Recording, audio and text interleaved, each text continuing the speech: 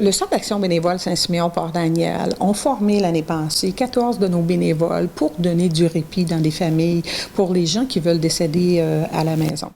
Il faut dire que ces gens-là ont besoin d'un répit. C'est pas parce qu'ils n'aiment pas leur famille et ils veulent pas passer tout le temps avec eux. Mais souvent, la fatigue est là. Même si on a tout l'amour pour cette famille-là, on a besoin d'un petit repos. Des fois, c'est juste pour prendre quelques heures pour faire une petite commission ou même, ça peut être quelques heures de nuit. Et les gens peuvent appeler et dire oui, j'ai besoin d'un répit. Je vais vous donner un petit exemple. Un répit à tous les 2 jours, j'ai besoin de bien dormir, juste pour être en paix avec ça. Dans ces cas-là, on peut appeler une bénévole qui est formée ici.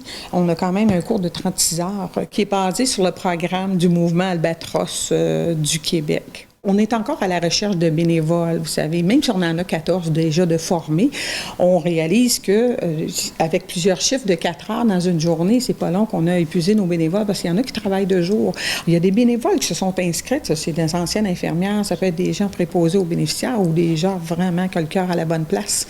Et ces gens-là peuvent pas toujours être bénévoles en tout temps. Alors, c'est pour ça qu'on veut on veut faire un autre groupe cet automne. On veut former d'autres gens pour devenir bénévole au Centre d'action bénévole. Il y a des gens qui vont demander d'être formés pour leur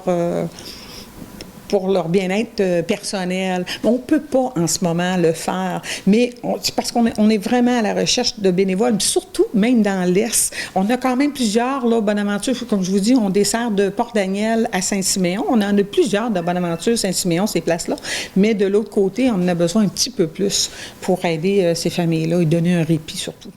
C'est qui au juste qui peut suivre la formation? Y a-t-il des critères qui est exigé? Oui, premièrement, il faut s'inscrire comme bénévole au Centre d'action bénévole ici. On doit s'inscrire et faire une recherche sur la personne en premier lieu.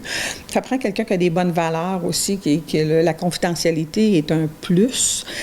Ça prend des gens qui ont une grande écoute, un grand respect pour l'humain, pour être capable d'être bénévole. Il faut dire que le cours de 36 heures, on a plusieurs volets, on parle de toutes sortes de choses là-dedans. Alors, on fait sûr que la personne est bien renseignée avant d'aller chez monsieur ou madame. Tous les frais sont payés par le Centre d'action bénévole? Par le Centre d'action bénévole. Mais c'est vrai qu'il y a un critère, par exemple, il faut devenir bénévole au Centre d'action bénévole. Ça, c'est un service qui est offert, mais surtout comme aux proches aidants directement. Mais qui peut demander ce service-là au juste? Alors, pas mal pour tout le monde peut le demander, mais il y a vraiment des critères d'acceptation pour que nous, on puisse offrir du répit aux familles. On a les accompagnements, c'est prioritairement dans une maison privée qu'on va le faire, parce que les gens veulent mourir à la maison. Aussi, on va donner du répit dans les résidences pour les aînés. Si on le donne, par exemple, dans un CHSLD, c'est important que la personne soit dans un lit dédié pour ce fait, par exemple. Puis occasionnellement, on va se rendre même au centre hospitalier. OK. Puis les gens qui sont intéressés à soit devenir bénévoles ou à recevoir de l'aide, ils communiquent avec vous comment?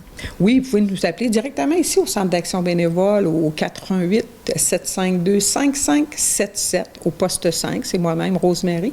Et si vous voulez devenir bénévole, si vous voulez avoir plus de renseignements pour devenir bénévole aussi, vous pouvez appeler Lisa Garand au même numéro, mais au poste 6.